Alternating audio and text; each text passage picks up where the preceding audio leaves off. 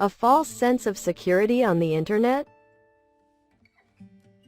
Sony officials held a news conference last week in Tokyo. Again, we'd like to offer our deepest and sincerest apologies to the millions of registered PlayStation Network and Kiosk users around the world. They apologized for the theft of personal information from millions of users of the company's online services.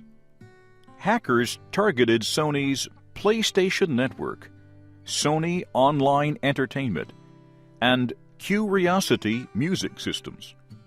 In all, Sony says information may have been stolen from more than 100 million accounts.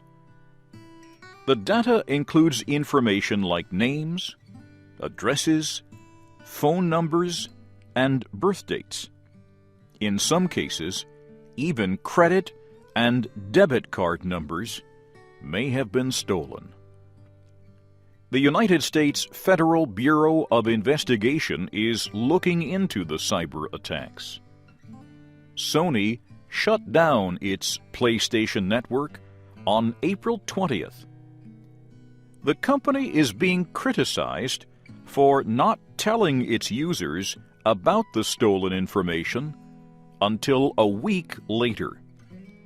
Sony has also been criticized for not making its accounts more secure by encrypting the data.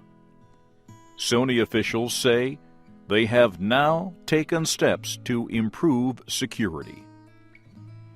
Peter Warren is chairman of the Cyber Security Research Institute in London. His group studies technology crimes and their effects on our computer-dependent world. Mr. Warren points out that what happened at Sony is not rare. We've seen a number of very large companies that have suffered some tremendously embarrassing losses of data.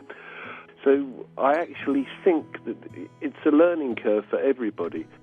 The problem, says Mr. Warren, is that there is far more interest in developing technology than in keeping it safe.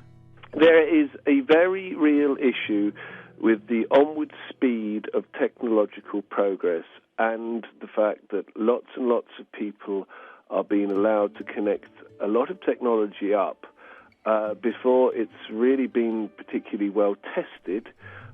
Peter Warren also points out that many people have a false sense of security on the internet. If they're walking down the street, they have many of their senses with them, and they're very, very aware of strangers. On the internet, they seem to be so blindly trusting of anybody and of any website, no matter how suspicious it may look. His message to users is simple. Try to be more careful online. Everybody just really needs to be aware that the internet is just like any other street, and that there are some twists and turns that can take you into some very, very unsavory places.